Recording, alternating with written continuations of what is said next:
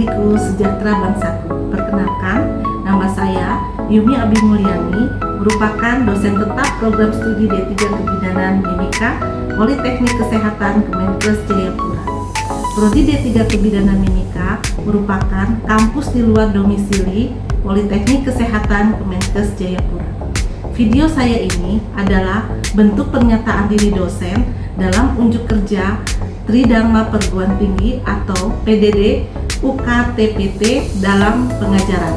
Program studi D3 Kebidanan Mimika merupakan bagian dari jenjang perguruan tinggi tenaga kesehatan yang menghasilkan tenaga bidan profesional pada tingkat ahli madya yang mampu berperan sebagai care provider yang dapat memberikan asuhan kebidanan pada masa kehamilan, persalinan, nifas, bayi baru lahir, keluarga berencana, bayi balita pada kondisi normal maupun deteksi dini pada kasus kegawat daruratan. Penanganan awal kegawat daruratan sesuai dengan standar operasional prosedur dan bekerja sama dengan profesi lain dalam penanganan kasus-kasus kegawat daruratan berdasarkan kode etik profesi pada tatanan pelayanan kesehatan. Untuk mencapai profil lulusan, maka mahasiswa dibekali mata kuliah yang telah ditetapkan. Saya mengampu beberapa mata kuliah diantaranya, yaitu malaria pada ibu dan anak, asuhan kebidanan persalinan dan bayi baru lahir, komunikasi dalam praktik kebidanan, pelayanan keluarga berencana dan kesehatan reproduksi, serta asuhan kebidanan komunitas. Pada saat ini saya akan menjelaskan strategi pembelajaran dari salah satu mata kuliah yang saya ampu, yaitu mata kuliah pelayanan keluarga berencana dan kesehatan reproduksi. Mata kuliah ini ditempatkan pada semester 4 dengan kode mata kuliah BD 5.018 dengan beban SKS yaitu 4 SKS yang terdiri dari 2T dan 2P dengan jumlah pertemuan yaitu sebanyak 16 kali pertemuan, di mana 14 kali adalah tatap muka teori dan praktik, kemudian 2 untuk evaluasi yang baik itu TS dan UAS, diampu oleh 2 orang dosen. Isi mata kuliah pelayanan keluarga berencana dan kesehatan reproduksi, yaitu mata kuliah ini memberi kesempatan mahasiswa untuk memahami konsep dasar kesehatan, mendemonstrasikan pelayanan kesehatan reproduksi komprehensif, memahami konsep gender dan kesehatan reproduksi, memahami isu yang terkait dengan kesehatan reproduksi, memahami pelayanan kesehatan reproduksi dalam situasi darurat bencana, memahami asuhan kebidanan keluarga berencana, mendemonstrasikan asuhan kebidanan keluarga berencana, mendemonstrasikan komunikasi, informasi, edukasi dalam keluarga berencana, mengetahui penanggulangan aksesor yang bermasalah, mengetahui kebijakan program, mengetahui perencanaan kehamilan pada pasangan dengan HIV/AIDS, melakukan dokumentasi asuhan pelayanan keluarga berencana. Pelaksanaan pembelajaran menggunakan metode tutorial, praktikum laboratorium, simulasi, demonstrasi, dan penugasan mandiri. Pelaksanaan pembelajaran menggunakan metode tutorial, praktikum laboratorium, simulasi, dan demonstrasi, dan penugasan materi mandiri. Penguasaan mahasiswa dievaluasi dengan penilaian formatif dan sumatif serta nilai tugas. Capaian pembelajaran mata kuliah pelayanan keluarga berencana dan kesehatan reproduksi yaitu 1. Memahami konsep dasar kesehatan reproduksi dan keluarga berencana, konsep gender dan kesehatan reproduksi, isu yang terkait dengan kesehatan reproduksi dan keluarga berencana, pelayanan kesehatan reproduksi dalam situasi darurat bencana, serta mengetahui penanggulangan aksesor bermasalah dan perencanaan kehamilan pada pasangan dengan HIV/AIDS sesuai dengan kebijakan program KESPRO dan KB. 2. Melakukan asuhan kebidanan dan pendokumentasian pada pelayanan kesehatan reproduksi komprehensif serta mendemonstrasikan asuhan kebidanan keluarga berencana melalui komunikasi, informasi, edukasi, dan penyuluhan di tatanan pelayanan kesehatan perseorangan maupun masyarakat atau komunitas. Bahan kajian mata kuliah pelayanan keluarga berencana dan kesehatan reproduksi menggunakan 11 bahan kajian, yaitu 1. Konsep dasar kesehatan reproduksi dan keluarga berencana. 2. Asuhan kebidanan pada pelayanan kesehatan reproduksi komprehensif. 3. Konsep gender dan cash flow. 4. Isu yang terkait dengan kesehatan reproduksi dan keluarga berencana. 5. Pelayanan kesehatan reproduksi dalam situasi darurat berencana. 6. Penanggulangan akseptor bermasalah. 7. Perencanaan kehamilan pada pasangan dengan HIV/AIDS. 8. Kebijakan program. 9. Asuhan kebidanan keluarga berencana. 10. Dokumentasi asuhan pelayanan KB dan kesehatan reproduksi. 11. Komunikasi informasi edukasi dalam keluarga berencana. Metode pembelajaran mata kuliah pelayanan keluarga berencana dan kesehatan reproduksi yaitu menggunakan 6 metode. Yang pertama yaitu ceramah, 2. Tanya jawab, 3. Small group diskusi, 4. Role play dan simulasi, 5. Kolaborasi learning, 6. Problem based learning. Bahan ajar yang dibuat, 1. Yaitu materi bahan ajar yang dibuat sendiri bersama dengan tim teaching. Kemudian 2. Jurnal penelitian pengawas yang sesuai. 3. Internet. Asesmen mata kuliah pelayanan keluarga berencana dan kesehatan reproduksi diberikan beban yaitu pada CPMK 1 sebesar 60% dan pada CPMK 2 sebesar 40%. Di mana CPMK 1 terdiri dari partisipasi yaitu 10%, kuis 8%, penugasan 5%, hasil 5%, UTS 15%. Selanjutnya, saya akan menyampaikan cuplikan pembelajaran untuk mata kuliah pelayanan keluarga berencana dan kesehatan reproduksi pada semester 4 pada pertemuan yang ketiga. Baik. Assalamualaikum warahmatullahi wabarakatuh. Waalaikumsalam warahmatullahi wabarakatuh. Selamat pagi. Pagi Ibu. Shalom. Shalom. Salam sejahtera bagi kita semua. Materi kali ini yaitu kesehatan reproduksi dan keluarga berencana.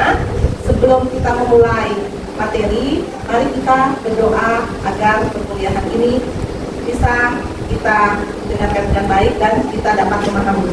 Berdoa mulai.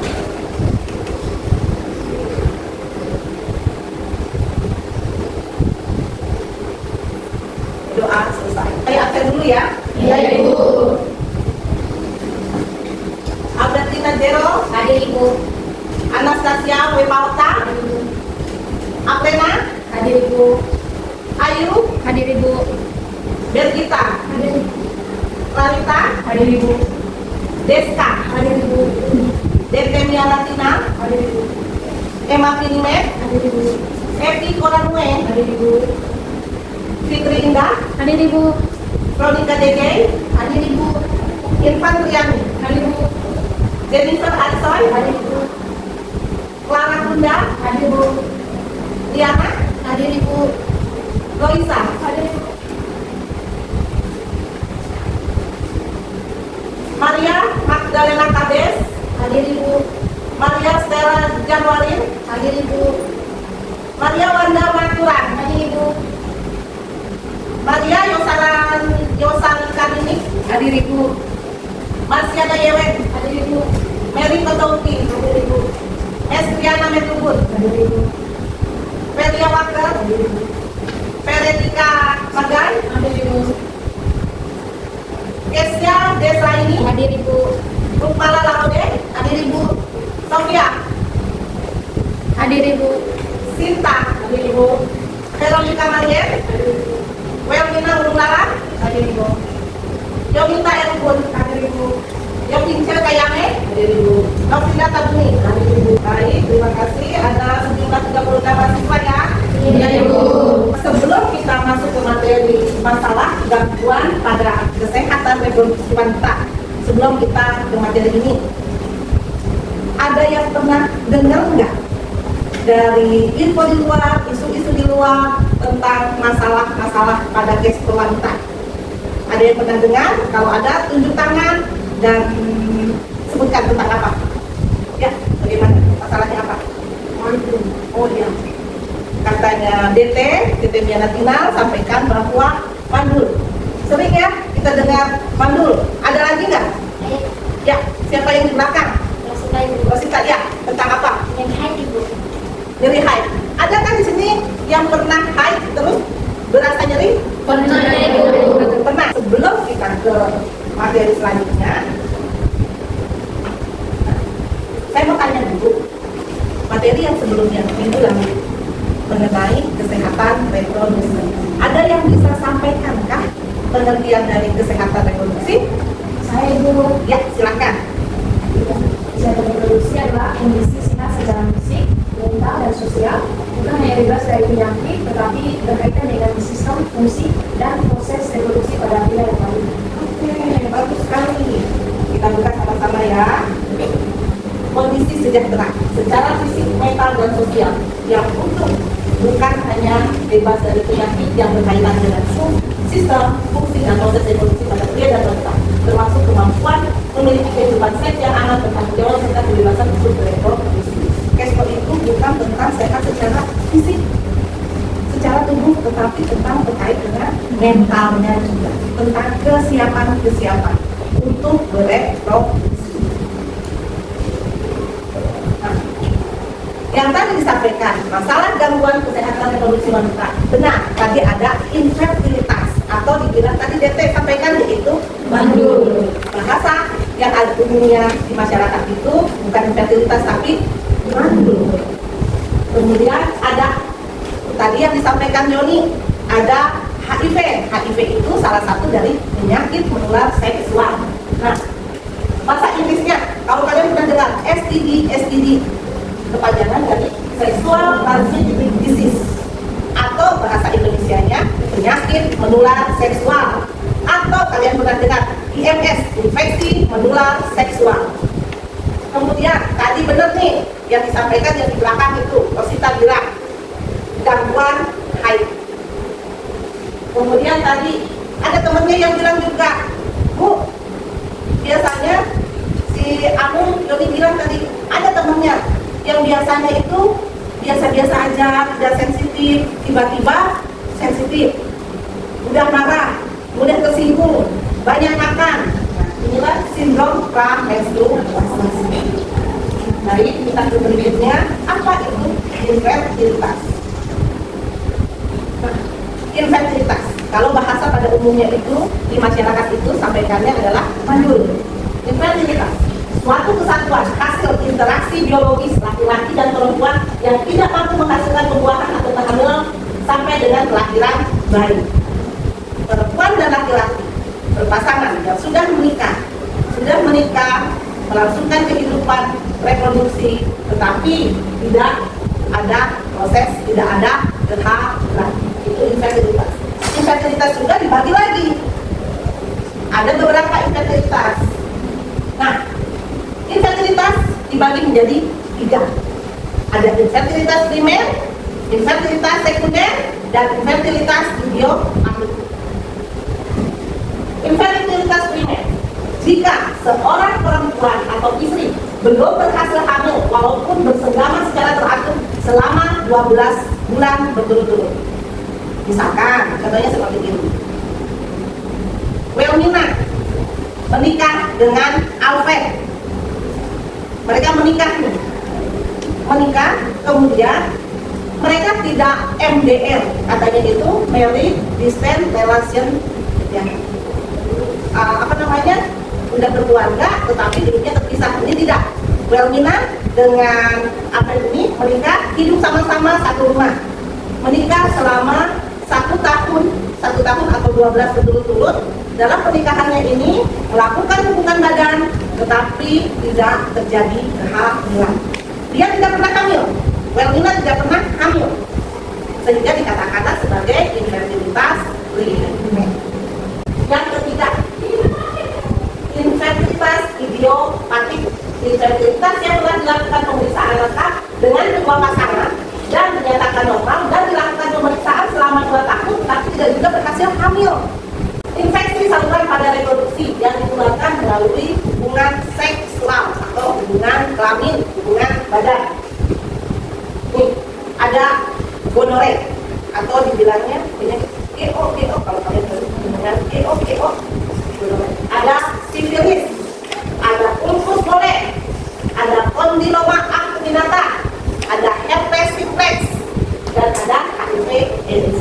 Mohon ditimika sesuai dengan kebijakan pemerintah di setiap puskesmas untuk semua ibu hamil K1 atau kontak pertama itu akan dilakukan triple eliminasi.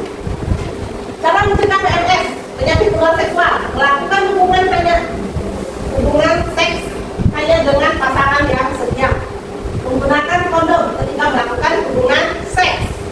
Bila terinfeksi PMS, mencari pengobatan bersama pasangannya, menghindari melakukan hubungan seks bila ada tanda gejala PMS. Nah, harus setia hanya dengan satu, makanya lakukanlah hubungan seks setelah menikah.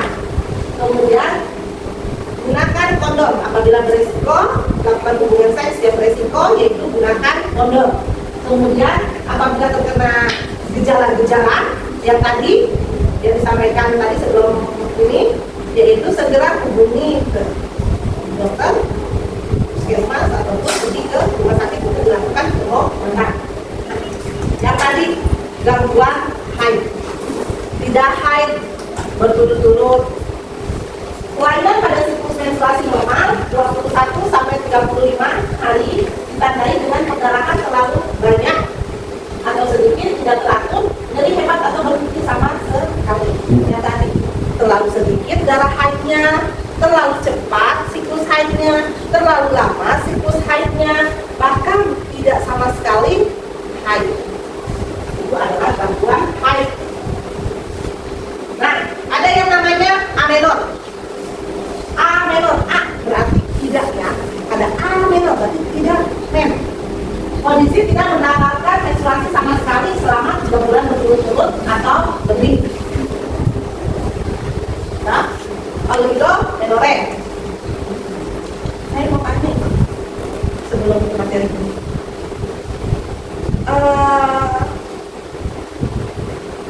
Apakah gonore bisa disembuhkan? Bisa, benar sekali. Bisa disembuhkan.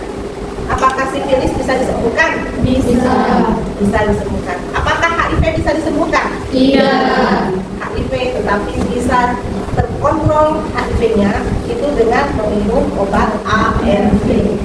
Jadi apabila di kelas ini memiliki teman, saudara, kenalan yang memang terinfeksi HIV, tolong untuk dia meminum obat ARV secara teratur. Agar apa? Kualitas hidupnya dia meningkat. Ya. Oligomenore. Siklus menstruasi yang tidak teratur dan jarang terjadi lebih dari 35 sampai 90 hari. Lama dia baru haid. Menore. Perdarahan haid yang sangat banyak, lebih dari 80 ml dan berlangsung lebih dari 7 hari. Polimenore, siklus menstruasi yang terlalu sering, yakni kurang dari 21 hari. Ada yang mau ditanyain nggak? Ada? Tidak. Lanjut ya. Dismenor. Siapa yang pernah dismenor? Saya.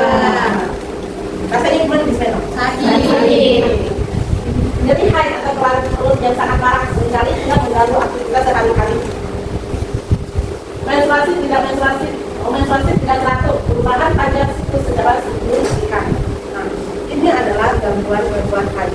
Gangguan haid ada amenor, tapi tidak haid. Ada oligomenor, tidak teratur, bisa 3 bulan dia baru haid. Kemudian ada menor, perdarahannya sangat banyak. Ada poli, dia 1 bulan bisa 2 kali haid. Kemudian dismenor, jadi haid teratur.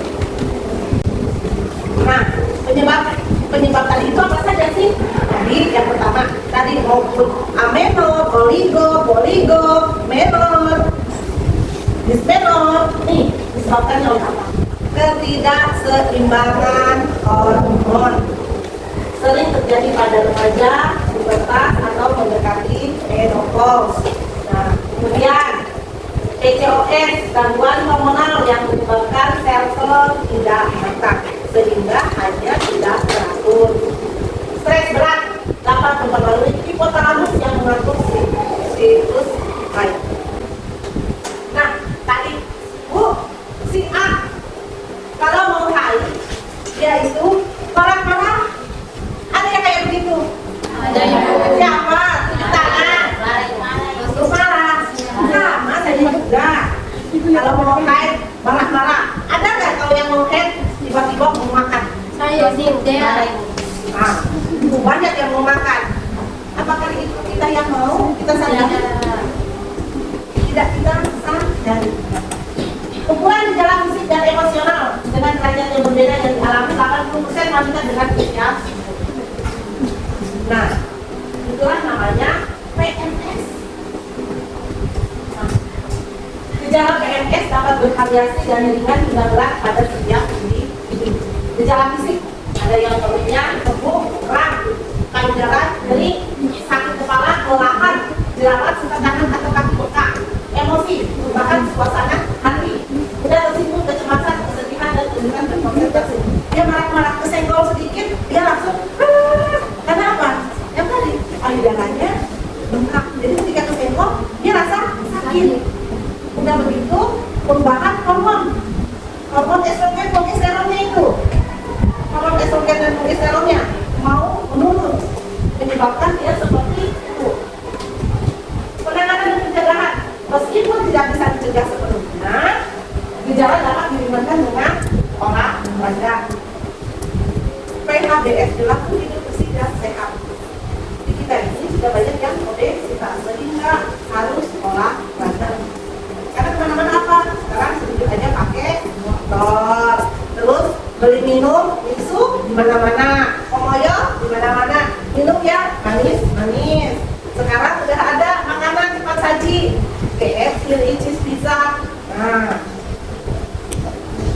cukuplah karbohidrat.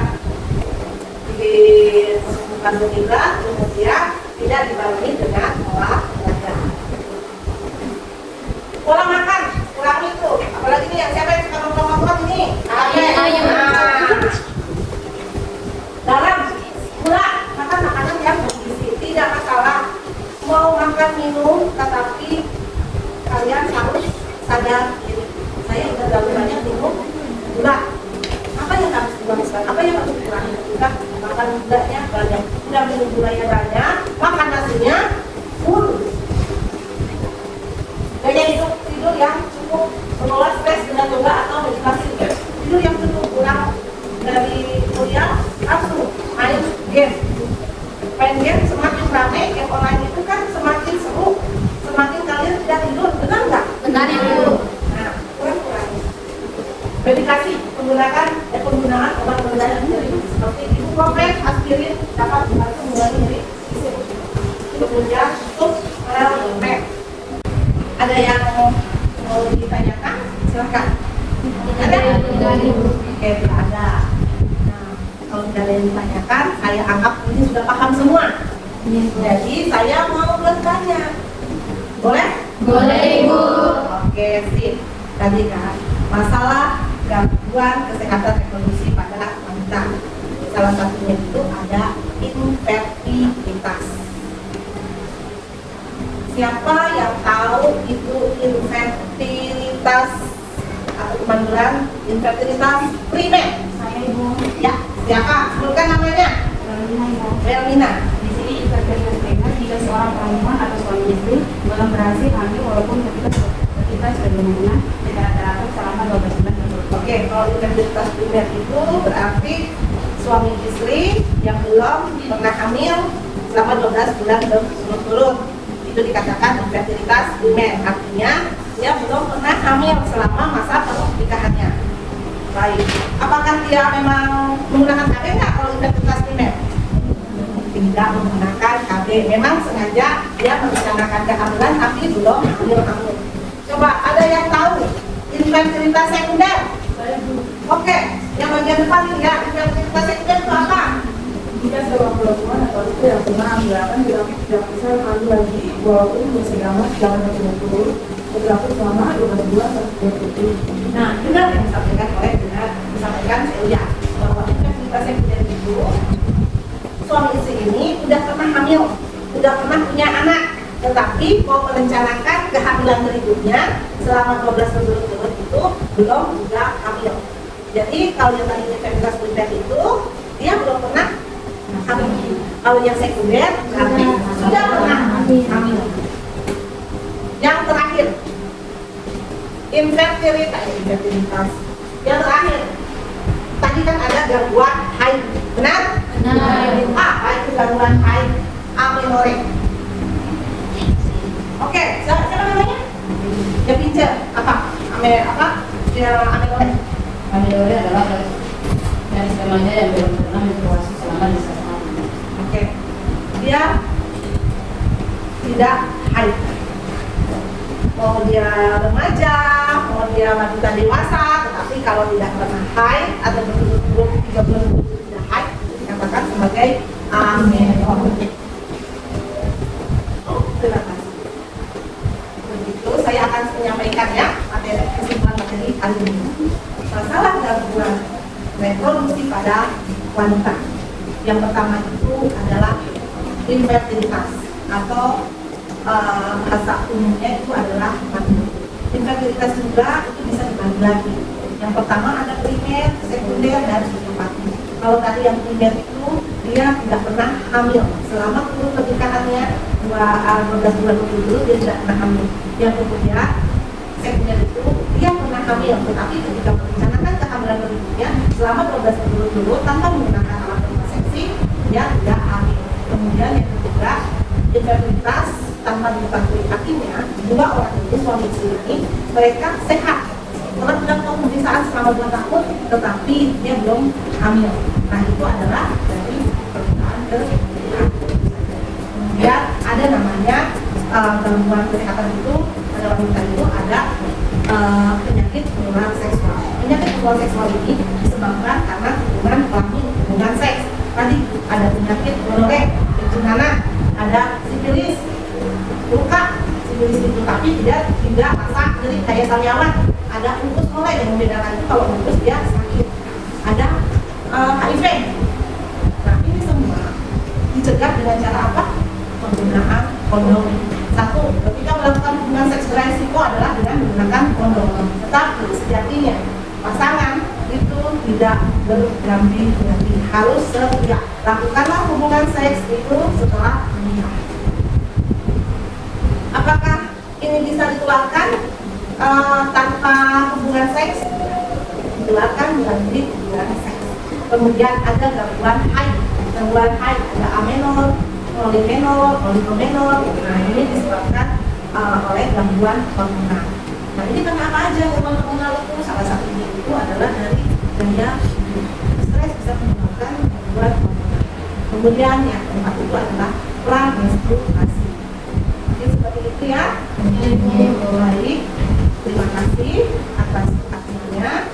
Sebelum kita tutup bahwa pembelajaran ini apabila ada salah kata dari saya mohon maaf tapi ini semua kita semua dalam proses belajar. Baik, terima kasih. Assalamualaikum warahmatullahi wabarakatuh. Waalaikumsalam.